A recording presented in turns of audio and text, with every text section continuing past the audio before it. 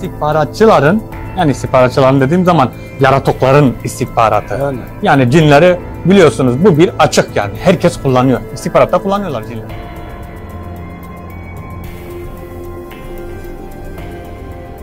Büyücü ateş yakıyor, bir şeyler yapıyor. En sonu çağırıyor onu. Çağırdıktan sonra da o da onun içine giriyor. İçine girdikten sonra artık bir şey geldi. Bu ne abi? Bu burada değil. Bu ne?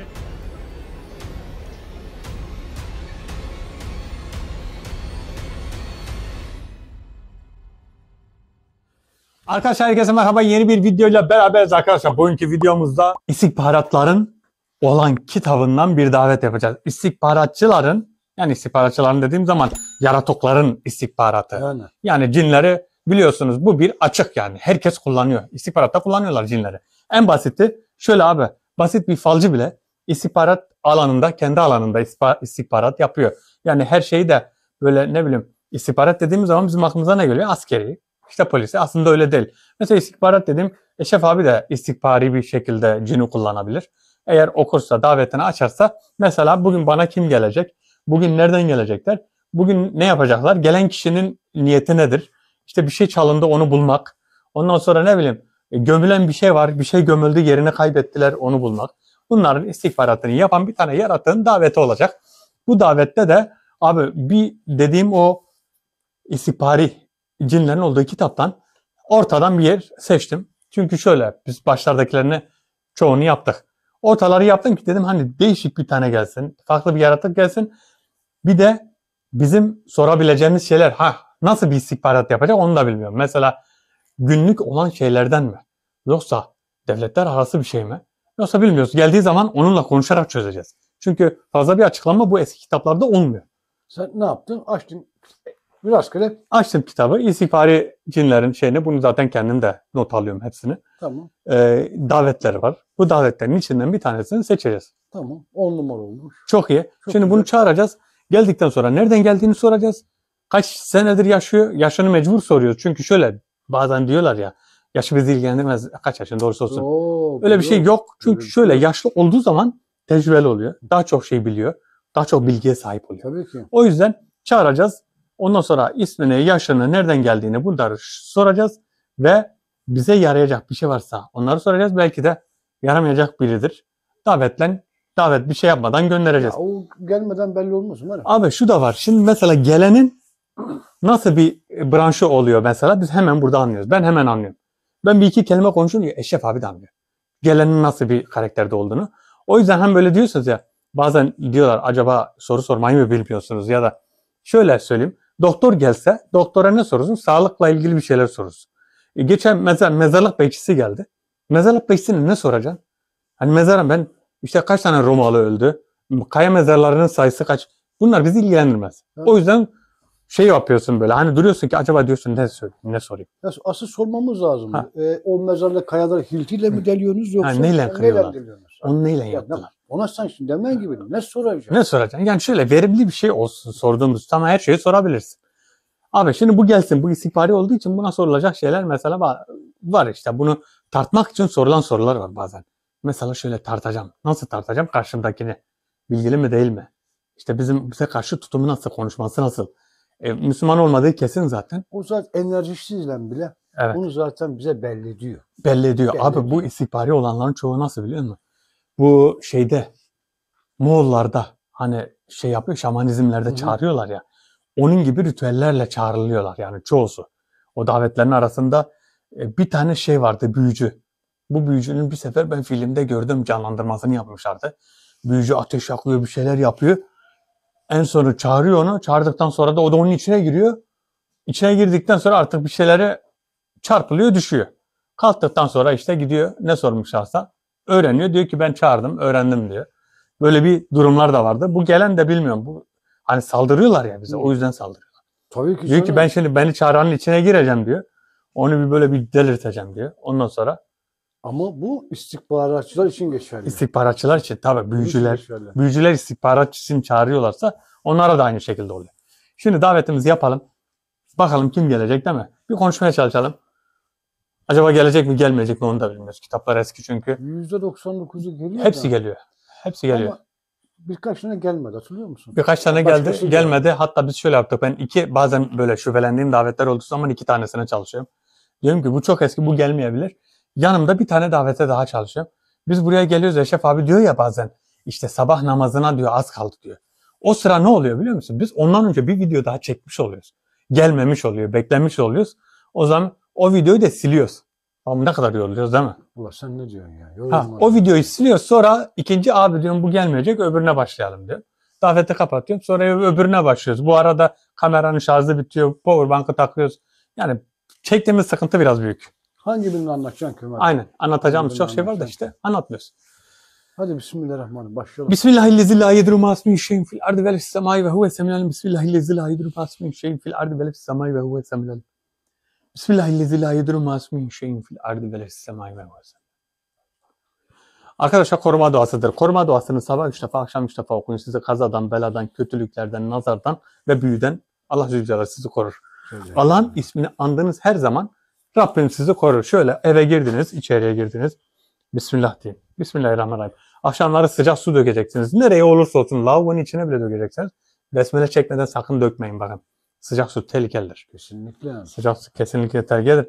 Bir sıcak bir elinizde çay bardağı var. Çayı içtiniz, yarısı kaldı.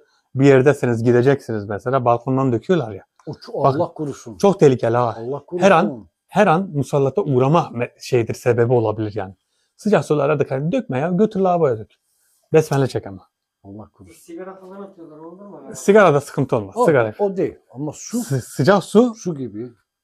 o maneviyatı etkiliyor abi. Ya O şeyi etkiliyor. çorba dökenler bile var ya. Abi çorba döküyorlar, yemek döküyorlar. Ya Ne Allah bileyim. korusun. Makarnanın suyunu herkes yapar evde makarna. Lavaboya dök. Alıyorlar, döküyorlar. Lavaboya işte döktüğünüz zaman ya da süzgece döktüğünüz zaman Besmele çekeceksin. besmeleyi çekin lavabonun içine bile olsa. Gündüz bile olsa, bakın gece değil gündüz bile olsa. Ha, bunların zaten gece gündüzü yok Yok. aslında. Evet, çünkü İşin görmüyorsun. gerçeği bu. Görmüyorsun. Davete Hadi başlayalım. bismillahirrahmanirrahim.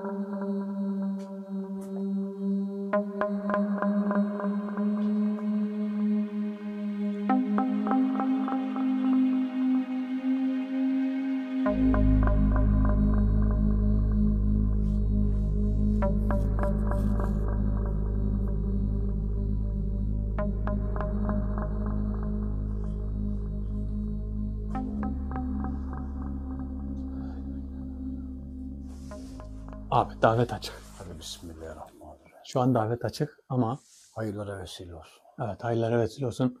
Hiçbir enerji alamadım. Çünkü şöyle hani pili bitmiş. Teybi telefonu çalıştırmaya çalışırsan ya onun gibi oldu. İnşallah gelir abi. Gelmezse bizi yoracak. Çoğu demiyorum, bazı davet bir enerji alamadık ama Evet. çıkmazsa bize enerji öyle bir verdi ki. Çıktığı zaman enerjiyi veriyor evet. Sağlam veriyor. Hani o günleri unutmuyorsun. Önce bir modumuz düşüyor, sonra bir enerji veriyor bize. Değil mi? Patır kütür. Karşı duvara bizi yapıştırıyor. Evet. Bakalım Allah hayırlısı. Ya demek ki bunların da her şeyleri farklı yani. Ya boyut da var ya, tam böyle teşkilattı bunlar, tam çözebilsek var ya. Evet. Ya çözemiyorsun ki arkadaş, çözemiyorsun. Çözemiyorsun. Yani bilmiyorum da boyuta girdiğimiz zaman değişik oluyor ya. Boyut videosu da çevirelim abi. Nasıl çekmek Yapalım. ya? Bir boyut daveti yapalım. Ne zaman biliyor musun? Şu yağmur çamur olmasın. Ya yağmur Şeyde çamur gidelim. olsun. Bak Şeye gidelim. ne? O ovaya gidelim ovaya. Tamam gideriz. Kalenin olduğu yere. Gidilir, hiç sıkıntı Aha. değil. O Mesey'nin kaldığı kuyunun altına gireceğiz çünkü. Mesey'nin Ha. kaldığı kuyu. Bak bu iş olur işte. Heh. O kuyunun içine gireceğiz. Orada ben umuyorum yani. Mesey'le orada konuşursak Mesey'in buraya gelirse bize Ya konuşur. kuyu dedin de. Hı. Şu hani vardı ya, He. kuyunun ne oldu? Ne oldu? Anlat abi. Bir daha ayette de var canım. Hazine bekçisi kuyunun içinde çok. Hristiyandı. Unutma. Hatırlıyor musun? Çok Aha. mülayimdi. Kuyunun içinde bekliyordu. O bile bizi bekliyor bak. Evet. Abi yaparız. Oraya da gideriz. Onu da yapalım. Oraya da gideriz. Abi şu an geldi. Şansımız var.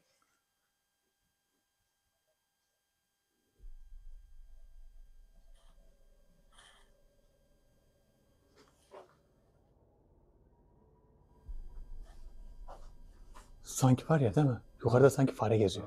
Tık tık tık tık. Aha. Poyraz karşıda. Hadi ver bakayım. Ha. Bakalım.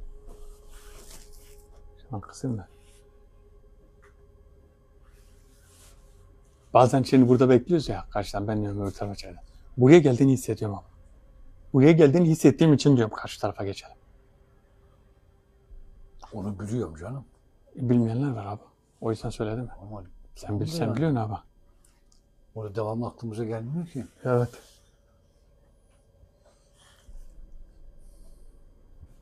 Şöyle bir bakayım abi.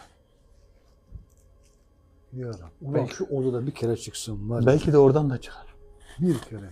Ben Olabilir abi. Ya çıkar mı çıkar.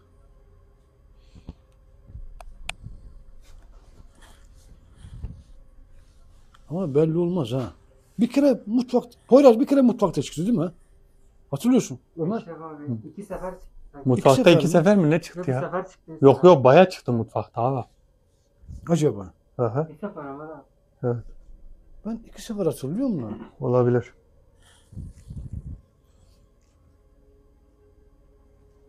Geçelim karşıya. Geçelim. Hadi gel. Gel abi. Ulan dur üstüme Tamam. sayıyorsun. Çarpıştınız ha. Poyraz.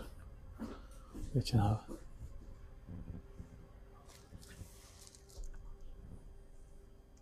Abi orada ama göremiyorum. Ha, kamerada bir şey gözükmüyor ki. Nerede? He tamam. Tamam abi tamam. Hani?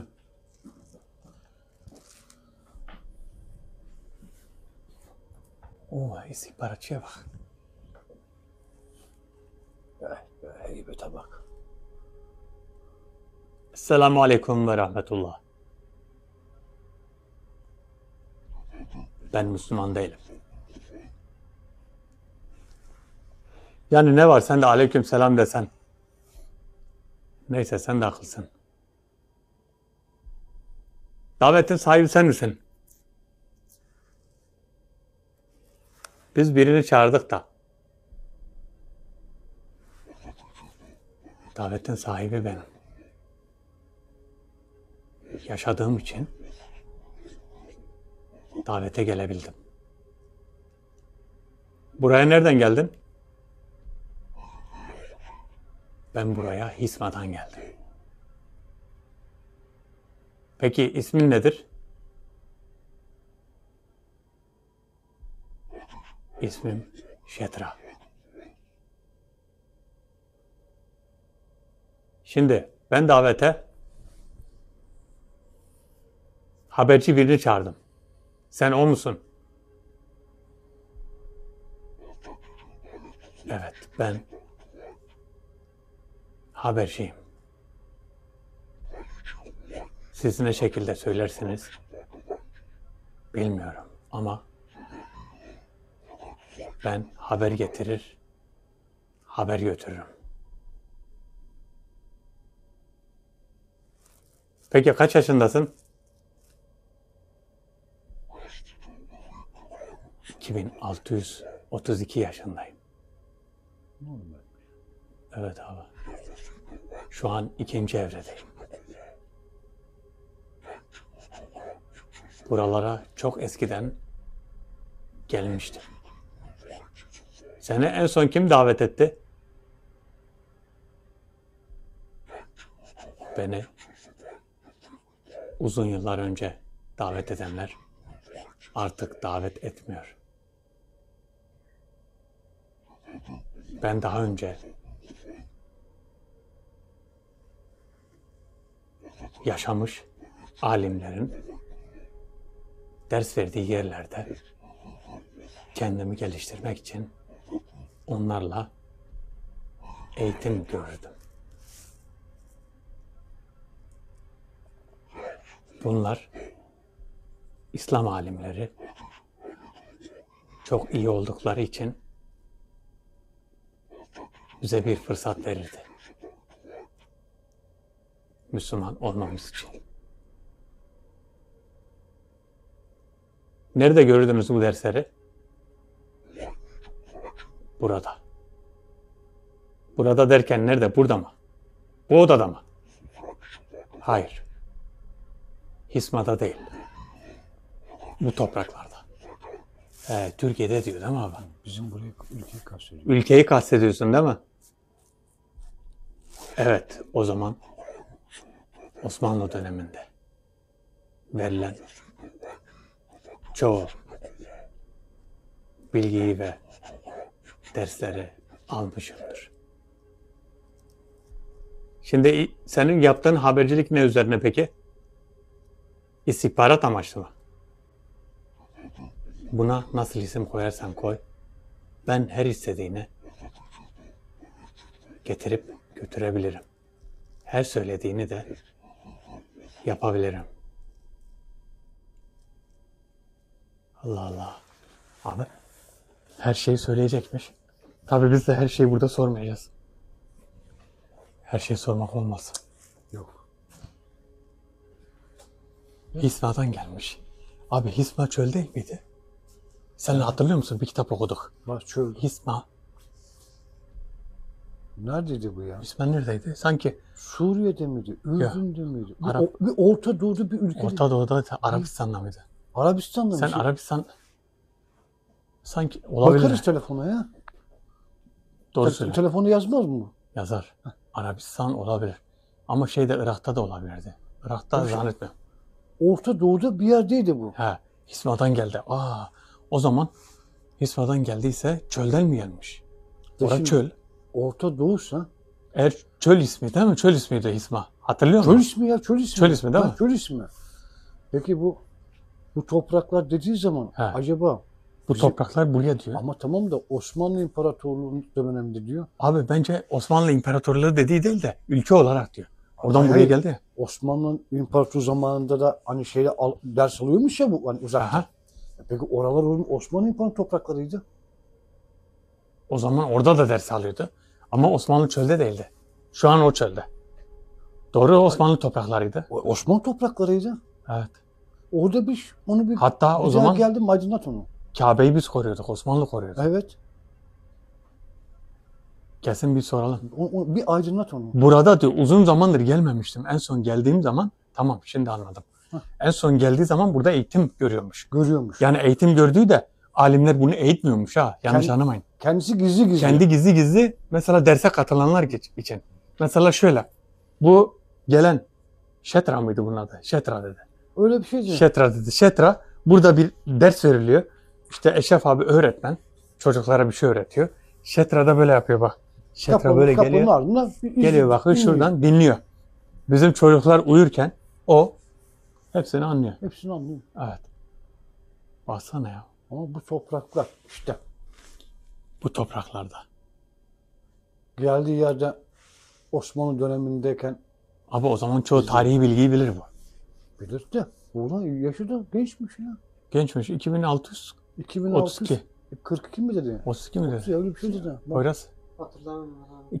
2632 dedi sanki. öyle bir şey dedi. Şöyle olaylar anlık geliştiği için ismini unutuyoruz. Her şeyi unutuyorsun. Nereden Hisma'dan geldi. Hisma'yı Hisma. tamam onu burada tekrar ettiğimiz için şimdi Şef abiye soruyorum.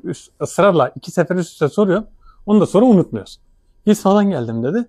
Şetra benim ismim. Yaşı da 2632. Daha önce buraya geldiğinde eğitim görenlerin arasındaymış. Şetra. Çok bence güzel de konuşuyor. Saldırmadı da. Yok. Daha Güzel. önce burada yaşadığı için mi saldırmadı acaba? Olabilir. Olabilir. Burada saldırmadı. Abi o zaman buna biraz Da sormamız lazım. Osmanlı'dan bilgi sormamız lazım. Bir soracağım. Ben geldiği zaman neler soracağımı hatırladım. Anladım şimdi ona. Çünkü Osmanlı'yı bilen bir tanesi. Yaşı da var.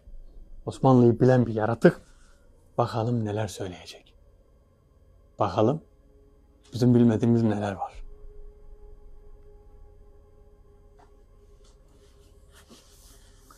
Şetra. Şetra. İsmi de güzel ya. Güzel bir isim var evet. Şey gibi Setra. Kamyon ismi gibi. Setra kamyonları vardı. Tırları Setra. Bak, hatırlıyor musun? Benim kafam şeye takıldı hala. Ne abi? Hani Müslüman topraklarında Müslüman bir imparatorlukta eğitim almış Aha. insanlardan. Evet. Yani ama Müslümanlığı tercih etmemiş. O onun görüşü. Ben Müslüman değilim dedi ilk başta değil mi? Ama Mertçe söyledi. Mertçe söyle ben Müslüman değilim dedi. Abi şetra Selam mıydı? almadı. Tamam sıkıntı ondan da sıkıntı yok. Hı. Bu halen orada mı? Halen Yoksa- orada. Oradan buraya geldi ya. Ta oradan buraya geldi. Hisma'dan geldim dedi Ha, ya. Ama devamlı durduğu yer mi orada? Oraya bir sorsana. He, Devamlı durduğu yer orası mı?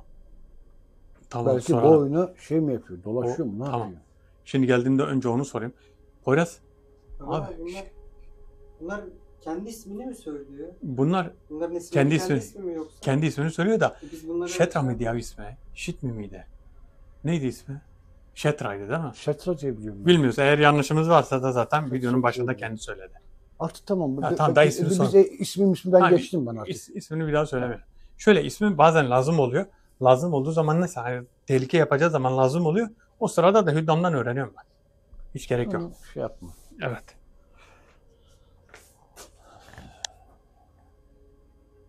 Çok güzel konuşacak gibi. Gibime geliyor. Bana da öyle geliyor. Gel oradan bakalım buraya. Bana da öyle geliyor. Evet. Çok güzel konuşacak gibi geliyor. Ama yüzü baya bir değişik abi şey böyle. Şeytani gibi. Evet. Yüzü kereste gibi suratı var. Ne gibi? Kereste. Korkunç yani ya. Ya o Kendi öyle yapıyor abi. tutup da manken gibi gelecek hali yok Ömer'im. Allah'ın Hepsi öyle. bunlara bildirdiği bazı şeyler var. Kelimeler var. Bu kelimeleri söyledikleri zaman istedikleri şekile şekle giriyor. bürünüyorlar. Tabii.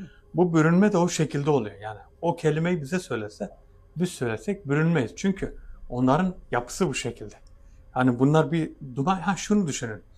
Sigara dumanını düşünün. Sigara dumanı işte bir kelimeyle şekile giriyor. Değişik bir şekle giriyor. Onun gibi. Ama tabii bu sırada da büyük bir enerji harcıyor. Tabii ki arıyor. Şitra mıydı? Sit miydi? Neyse. Neyse artık. Ya ismini karıştırma boş ver. İsmini karıştırmayalım. Sen soruları güzel soralım mı? Evet.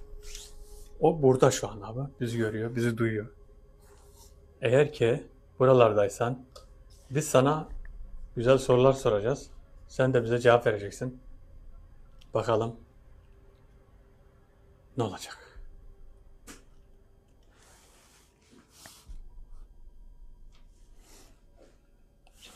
Kısalım biraz. Acayip rüzgar var abi. Fırtına çıkacak ya. Evet. Fırtına çıkacak. Poyraz'dan güzel buralarda gelir Rampaşa'ya kayarız ya. Kayar zaman şey Tabii, olduğu tabii. zaman mı? Kar yağdığı zaman. O kar geliyor. Büyük kar geliyor. İnşallah. Bekliyoruz da artık. Hala yokmuş. Ha bak burada çıkacağız sanki ya. Gel abi. Bize de öyle geliyor. Gelin Poyraz gel. Gel Poyraz. Gel abi. Böyle gel. Hiç yap arkama. Bak burada öyle bir ağırlık yok. Orada var. Bak vardı değil mi? Ha, sen de hissettin. Ne oldu? İşte. Aha işte karşında abi.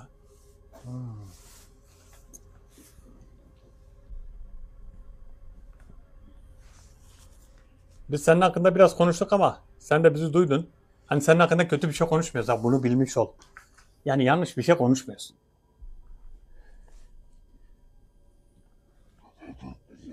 Benim hakkımda ne konuştuğunuzu çok iyi biliyorum. Şimdi soracağım şey, sen buraya Hisma'dan geldin. Yani Hisma bir çöl değil mi? Evet, Hisma Arabistan çöllerinden biri. Orada bizim yaşadığımız yer. Bu topraklara daha önce gelmiştin buraya sen. Buraya geldiğin yer neresiydi? Yıllar önce bu topraklara geldim. Ben burada her yere gidebilirim. Buralar çok değişti. Tabii o zamanlar böyle değildi.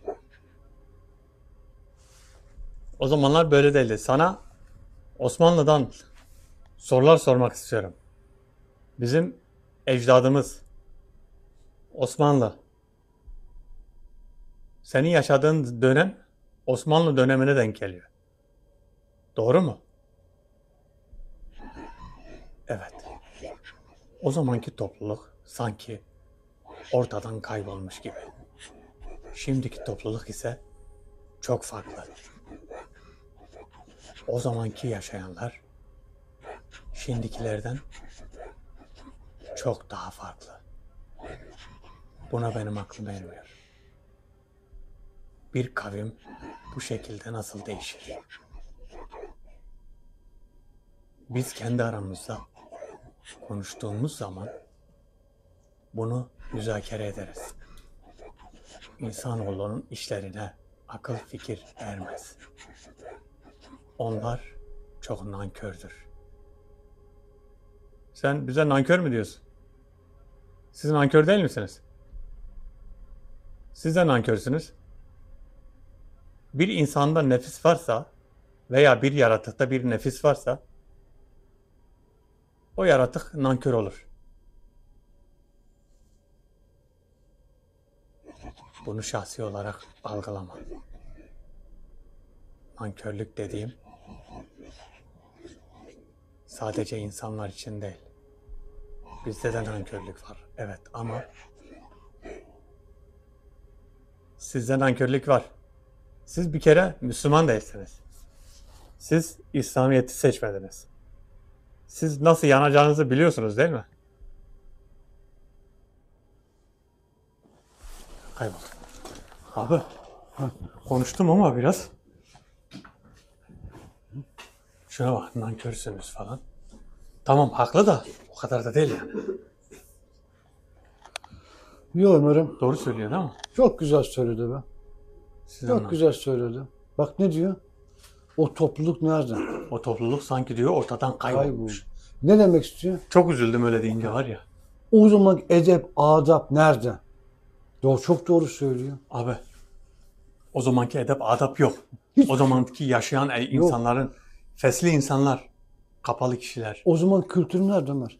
Evet o zamanki kültür, o zamanki... Biz bile çocukken delikanlıyız. Askere gideceğimiz zaman bizden 10 yaş, 15 yaş büyük bir insan gelip kahve bize hemen sandalye verirdik. Geri Evet, çıkarırdık. evet.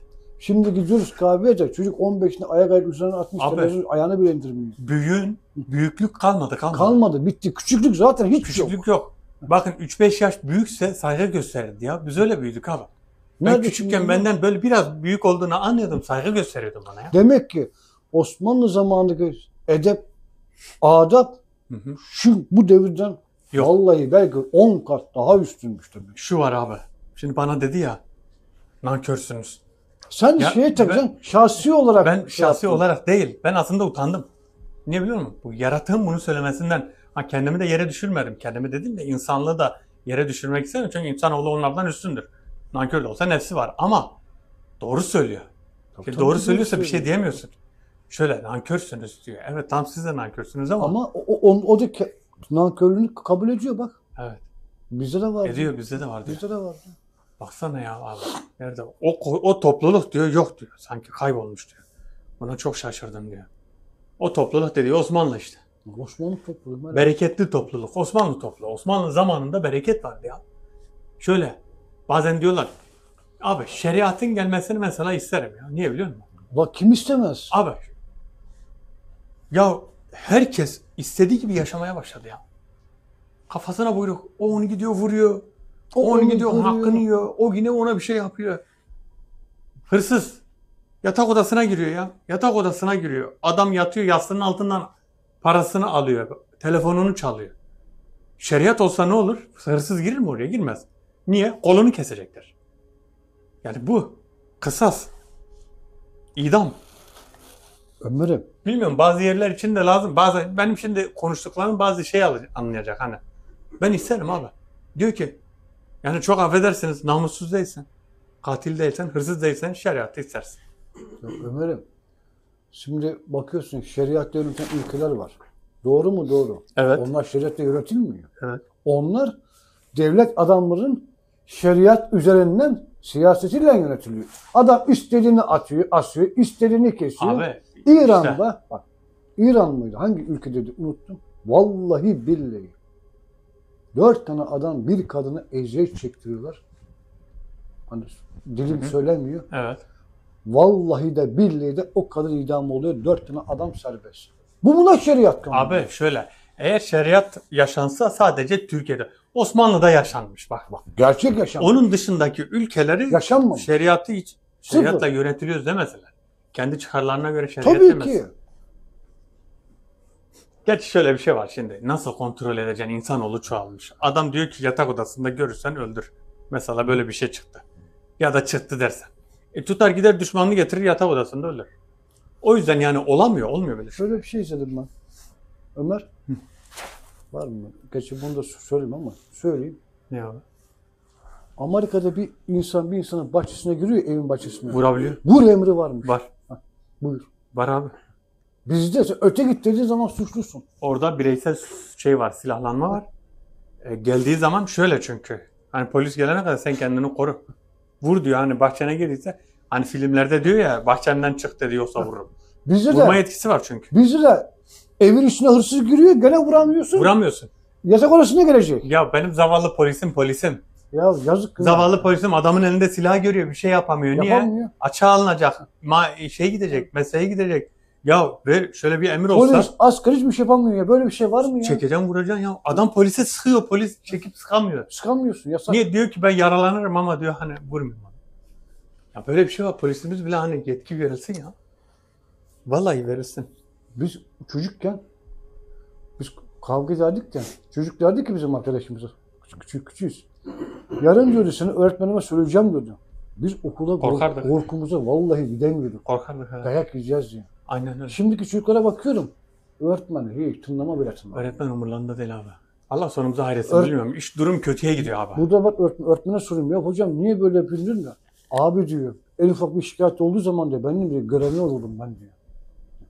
Buyur. Aynen. Şu an yasak ki. Var mı Poyraz? Bakalım ben. Kısalım biraz. O buralarda. O buralarda. Ömer. Ne abi? Ne adap kaldı ne terbiye kaldı ya. Gözüküyor mu? Bekleyeceğiz.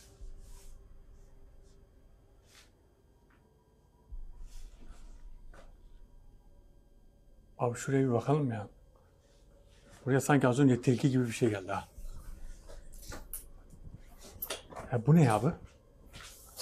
Bu burada değildi. Bu nereden geldi? Rüzgar uçurmuştur bir yerden gelmiş. Çünkü bu mutfakta böyle bir şey yoktu ki.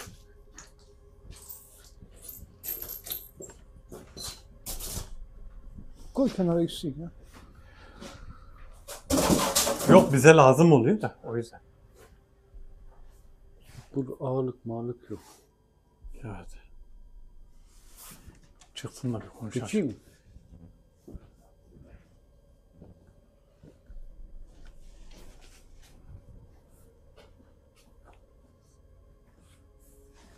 Burada.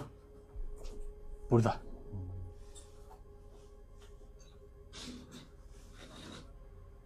Elle ama Poyraz'ım bundan bir şey olmaz. Yani. Perde açılıyor da Poyraz kapattı. Ne olur Poyraz? Gıcık yapıyor. Gıcık yaklaştı da. Toz var ya Poyraz toza karşı dayanamıyor.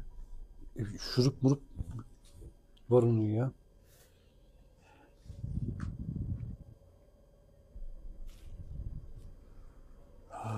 Aynen.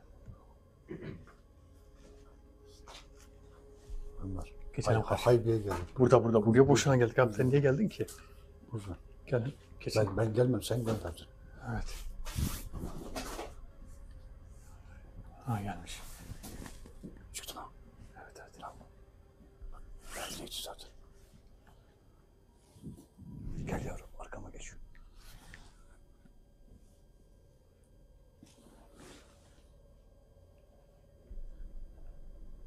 Söylediklerim sizi üzdü.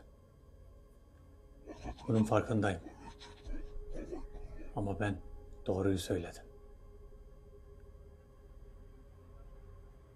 Tamam, doğru söyledin. Ben de doğru söyledim. Şu an hepimiz nankörüz. İnsanoğlu nankör.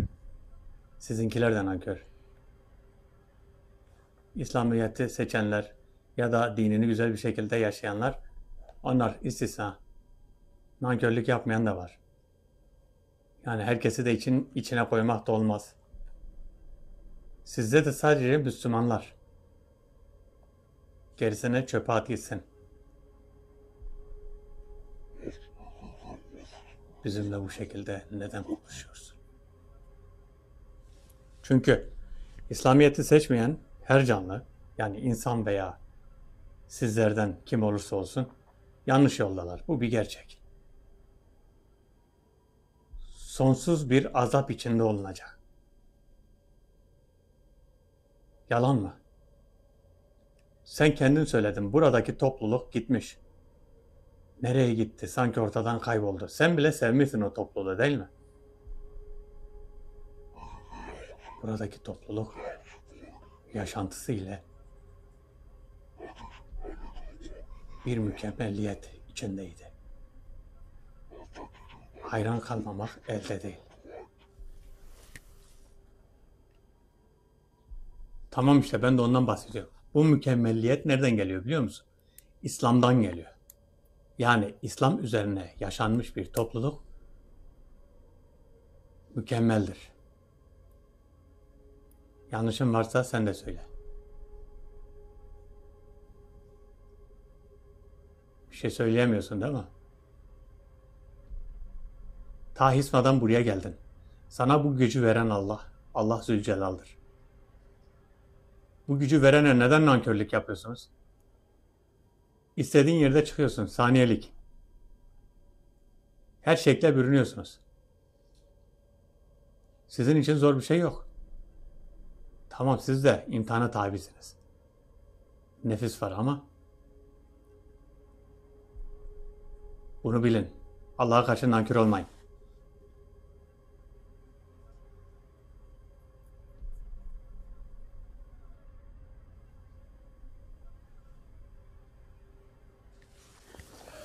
Gitti. Vallahi bazen acı konuşmak gerekir abi.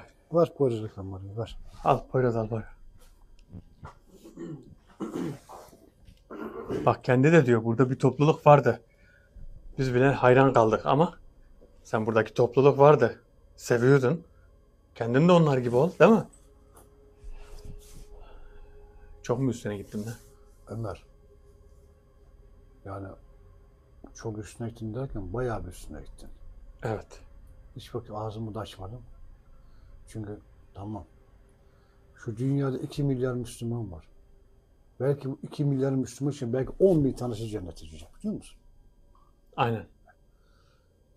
Ben Müslümanım deyip de Müslümanlık olunmuyor. Cehennemin 6. 7. katta Abi şöyle bir şey var. bizlere ayrılmış. Bunu unutmayalım. Şöyle bir şey var. Bak, bunu da biz niye unutmayalım biliyor musun abi?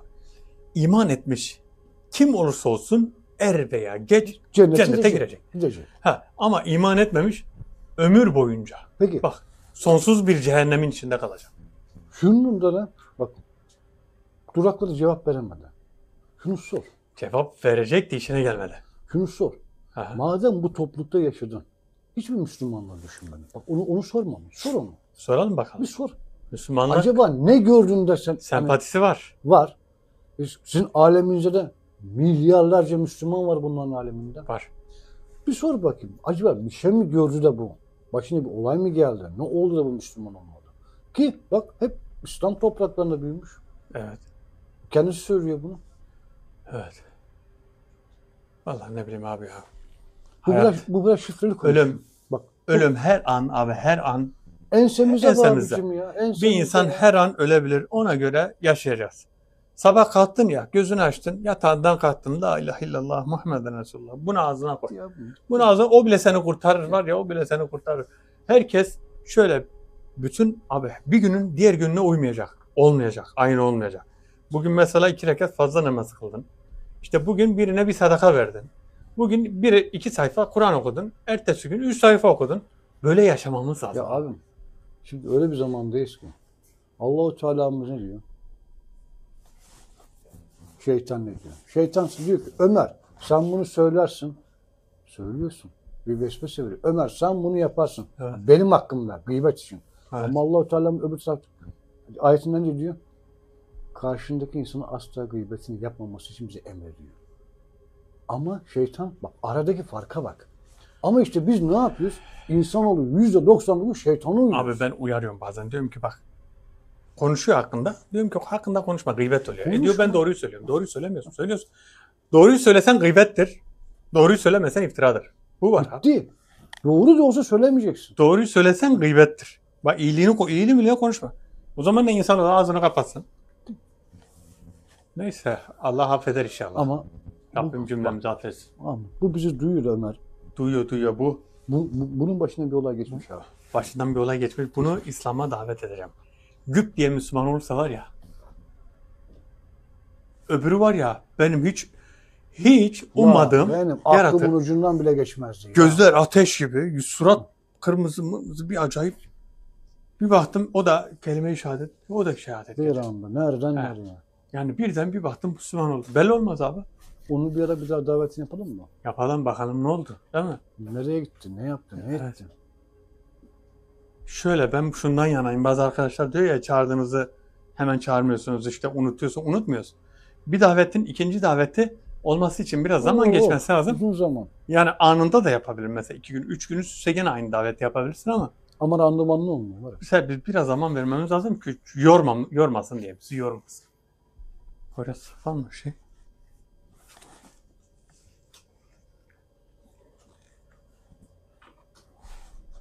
Şuradan bir şeye bakayım hele ben ya. Görüküyor mu? Benim hissettiğim yerlere bakıyorum da. Ha, şu arkaya baksana ya. Şey mi açılmış? Perde açılmış değil mi? Hadi Bunda var. rüzgar var ha. Rüzgar abi fırtına var ya. Ne kadar güzel perdemiz bak, korneşimize bak değil mi? Yavaş, Çok güzel de çalışıyor. yavaş. Var ya abi bunun üstüne bir düşsek var ya. Eyvah eyvah.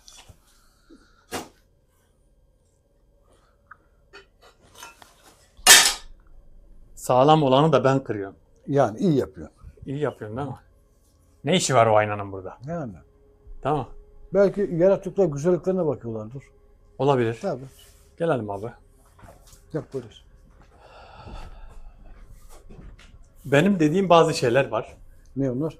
Yarata. Şimdi soracağım. Tamam. Bu dediklerimizde bir soru bakayım. Neyi? Dediğin neyi? Ya söyledik ya. Yani bu toprakların madem meşhurunda bu imparatorluğu yaşadın. He. Hani ne kadar güzel methediyorsun. Evet. Neden hani hiç düşünmedin mi? Düşünmedin mi Müslümanlığı? Müslüman olmayı hiç mi düşünmüyorum? Ya bunun başına bir şey geldi. Ha. Bir olay, bir şey var bunda. Olabilir abi. Yalnız bu çok şifreli konuşuyor Ömer. Abi şey de olabilir mi sence? Gizli. Yanında biri vardır. Bak o bizim aklımıza gelmedi. Abi fazla da şey üzmeyek. Sempatizan, bunlar normalde sempatizan bile olmaz abi biliyor musun? Bunlar var ya düşmanlığı tam düşmanlıktır. Her şeyi beklersin. Evet.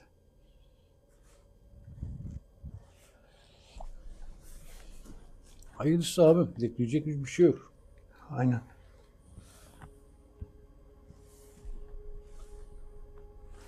Poyraz. Gel abi gel.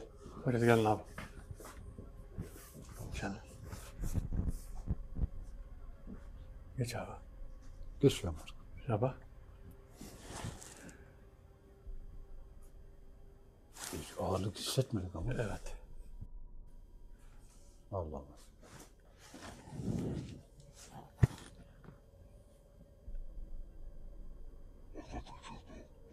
Bana sormadan ben söyleyeyim.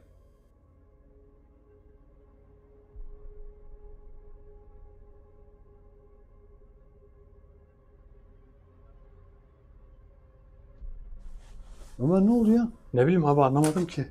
Birden gitti bu. Aha. Kayboldu. Sen söyleme, sen sormadan ben söyleyeyim dedi. Aha. O nasıl kayboldu? Birden Tut gitti. koyuyorsun. Ben anlamadım. Acaba şöyle Acaba biri mi geldi? biri geldi.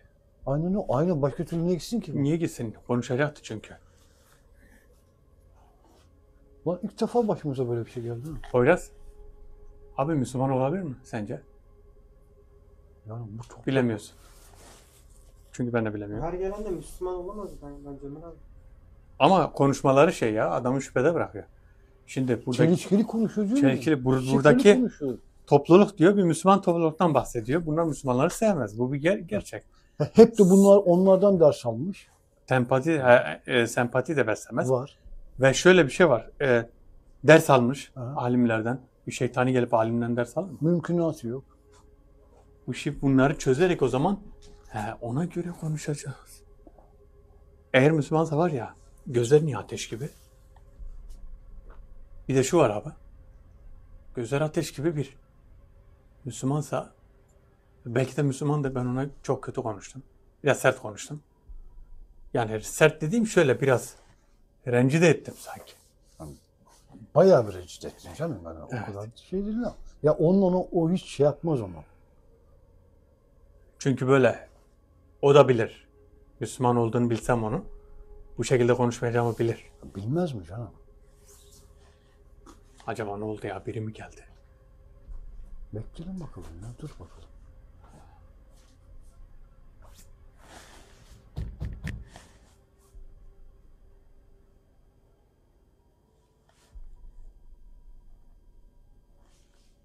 Bir anda. Niye gitti? Bir Ben anda. söyleyeyim dedi. Tak gitti. Sen söyleyeceğine ben söyleyeyim diyor. Bir anda kayboluyor. Aynen boyuttan bir giriş yapıldı. Biri geldi. Belki de kaç tane geldi onu da bilmiyorum. Biri geldi, evet. Bastılar adamı. Varlığı Olabilir. baskın atmışlar Ömer abi. O değil şimdi. Hı. Müslümanı, Hristiyanı da kafir de olsa başına bir şey gelse sorumluluk bize biliyor musun? Mükellef altına biz giriyoruz. Ama biz ona zarar vermiyoruz abi. Ama biz vermiyoruz. Kim ama- verecekse o yargılanır. Ama Gel abi. Buraya gel. çağıran biziz. Çağıran biziz ama. Biz çağırıyoruz ki Ömer abi orada geliyor ya. Yani. biz, Gelmesi onun elinde mi? Sesi gelmez mi? Abi gelmeyebilir. Kendi geldi. Ömer biz insanoğlu olarak bir komşumuz, bir eşimiz, dostumuz bizi davet ettiği zaman biz Evet. davete icap etmiyoruz mu ediyoruz? Ediyoruz. Bu da ne oldu? Ama O kaç ilk tane- defa bir şey. O Yok değil, biz oğlum. tamam da Tanımıyor bizi. seni davet etti ya bir komşun. Orada bir şey yapsalar sana, onlar suçlu. Ama orada komşun seni davet etmiş, sen gelmesin. Senden biri gelse, sen onunla kavga etsen komşunun bir suçu yok. Mesela işte Şu an bizim bir suçumuz yok. Biz şu an komşuyuz. Ne? tanımadığımız biri davet etse bizi evine. Yolda giderken mesela. Kim olduğu belli değil. İster gir ister girme. Onun Şimdi- gibi bir şey. Aradaki fark şu. Biz insanoğlu, onlar ayrı bir yaratık. İşte fark burada olduğu için. Evet. Biz şimdi onu kendi dünyasına, biz kendi dünyamda davet ediyoruz. Gözüküyor. İşte. Şimdi biz ne oldu? Şimdi sıkıntı altına girdik. Gerçi İnşallah da bir şey olmaz. abi ne olacak? Onu kaybolur gider ya. Uçar gider. Şu an davet açık. Beklerim. Bekleyelim. Bakalım. Bakalım Poyraz. Biz herhalde bayağı bir bekleyeceğiz gibi geliyor bana. İnşallah öyle olmaz. Eğer çok beklersek var ya, sıkıntı. Şöyle bekle. Ya çok bekleyelim de gelsin. Ondan yana şeyimiz yok. Yeter ki gelsin. Aynen abi.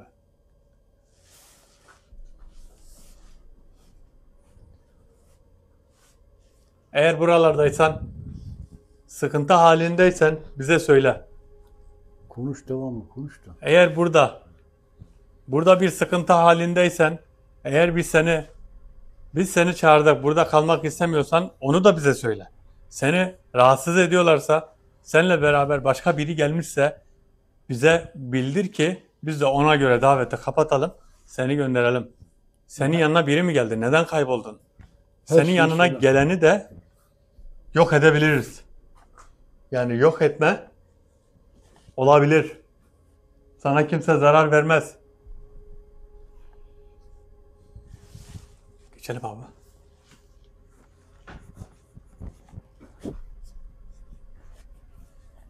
Geçelim yoksa bekleyelim mi? Nasıl? Geçelim abi. Gel abi, geldi o. Ağırlık yok Geldi. ama. Arkama geçin abi. Şu an tehlikeli bir durum. Ha, bak abi. Bak karşıda. Evet. Ben hissetmedim.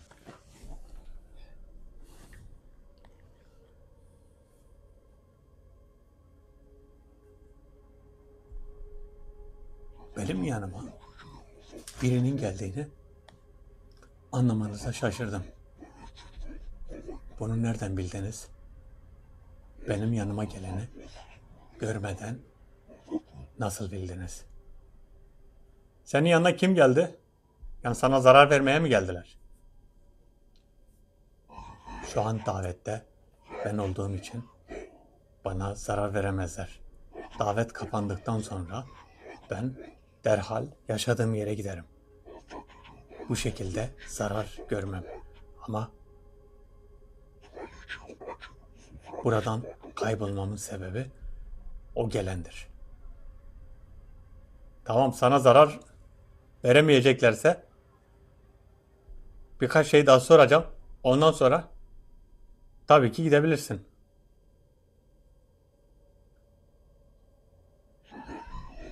Ben bu zamana kadar ne böyle bir davet gördüm, ne böyle bir konuşma. Bu ülkeye de uzun yıllar önce gelmiştim. Evet, benim sevdiğim bir yerdi. Bahsettiğim topluluğu severdim. Çünkü ben çok şey öğrendim. Osmanlı'dan mı çok şey öğrendin? Buradaki yaşayan topluluktan. Yani dediğin gibi Osmanlı'dan.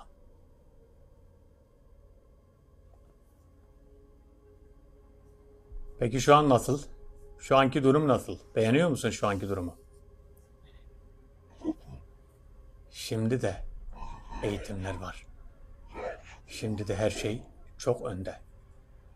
Ama anlatamadığım, tarif edemediğim bir şey var.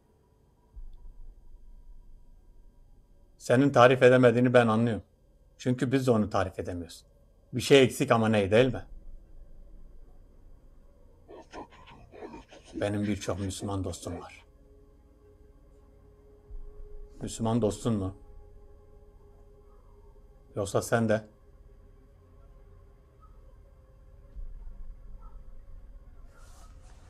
Acaba? Bilmen yeter. Vallahi. Söyleme. Aynen abi. Abi anladım ben. Ben zaten Oraya anladım. gitmeyelim. Tamam. Kalalım burada. He, anladım. Tamam. İş şimdi anlaşıldı, tamam. Evet. İşin rengi demek ki kurcaladık mı işin rengini çözüyoruz. Kurcalamadık mı işin rengi çözülmüyor. Ama çözdükten sonra kurcalarsak başına çok büyük bir felaket gelecek. Abi şöyle bir şey var ya. İnsan ecdadıyla gurur duyar mı ya? Ben gurur duyuyorum ya abi. La sen ecdat kurduğumu sen ne diyorsun ya? İnan ki var ya, gurur duyuyorum ben, var ya, Osmanlı benim ecdadım diye. Ben gerçekten, yani baksana ya, bak. Nereden nereye bak şimdi. Evet. Gönder abi. Nereden nereye? Şöyle rastgele seçtiğimiz için davetler bu şekilde oluyor. Rastgele seçtiğimiz için. Davetlerin çoğunda kitapların, kaynakların açıklamaları yok. Açıklama yok. Açıklama olsa ben belki rahatsız etmeyeceğim. Zaten hiç sıkıntı olmuyor. Belki çağırmayacağım. Tamam, biri gelmiş ama ona zarar vermez diyor. Kapattığın gibi ben giderim diyor. Bu var. Bak o da bir şifre ha. O da bir şifre. Şifre kapat. Kapattığın gibi ben giderim diyor. Bana zarar vermezler abi. Demek ki ama şöyle, acaba tedbirli kıyafet derler ya. Tedbirli kıyafet. Ömer bu takip edildiğini biliyordu. Biliyordu, geldi buraya. Biliyordu. Bak ilk konuşmasından beri ne dedim aslında? Bu çok temkinli konuşuyor, şifreli konuşuyor. Öyle bir şey vardı, evet. Yanılmamışız. Aynen abi. Hani sen dedin ya çok biraz üstüne et. Ben de sanırım Ömer bayağı bir üstüne ettin. Üstüne gitmen var ya, aslında çok doğruymuş. Açığa vermedi. Evet. İyi ki de üstüne gitmiş. İyi ki de gitmiş. Ne yapalım abi, yapacak bir şey yok. Bunu da bu şekilde kaydedeceğiz. Kayıt. Şöyle kitaplarımız. Bunlar zaten hepsi toplanıyor. Bunlar bir şekilde kayıt altına alınıyor. Bundan sonraki yapacak kişiler çok rahat edecek. Çok kolay olacak. Bizim gibi böyle ezbere yapmayacak. Açıklama olacak, tasvir olacak. Neden olacak? Müslüman mı değil mi? Çağırdığın zaman buna dikkat et. Bak bu geldi Müslüman da ama Müslüman olarak kendini göstermedi. Müslüman olarak kendini göstermedi ama sen açık açık konuşmayacaksın. Bunların hepsi açıklamalarda olacak. Ama bu kitabı kime vereceksin? Kime bırakacaksın? Önemli olan o. Önemlisi o. Evet. Bu kitabı ne yapacaksın? Çok emin bir ellere vereceksin. Emin bir ele. Emin elde ancak ne Tutup elle? da kendini bilmezlerin eline geçer. Evet. Define peşine, hazine peşine koşar. Ya da şöyle Abi yapacak. en sonki davette gibi gider nalları diker, çarpılır kalır orada. Aynen. Şöyle bir şey olabilir. Farz et kitap çıktı. Devlete teslim edeceğim. Diyeceğim bu sizin emanetiniz olacak. Yani ne zaman ki kullanılırsa o zaman, çünkü şöyle belki ileride bir metafizik okulu açılır. Ha, işte Havas olur. okulları açılır. O olur. O zaman kaynak olarak gösterilir. Olur. Denenmiş. O güzel olur. Şu an şu da var. Bunu tescillemek lazım. Nasıl tescilleyedi? Havası tescilleyemez. Öyle bir şey Kimse yok. inanmaz. Öyle bir şey yok. Noter diyecek ki ben bunu nasıl tescilleyeyim? Şimdi noter buraya gelse sen yapabilir misin bunu? Ya mümkün olmaz. Noteri de bir 6 ay yanında gezdirmen lazım. Ki noter gelip gezmez öyle. Noter davetlere böyle koymamız Noter lazım. seninle ikinci kata çıkmıyor. Bir de buraya gelecek. O eskiden de noter çantasını alıp geliyordu. Onlar Şimdi öyle bir şey yok. Şimdi gelmiyorlar. Gerçi parayı versen var ya, güzel para versen gelir de. İnanmıyorum. Ya para Gel değil. bizimle bir davete gel diyeceğim. Ha.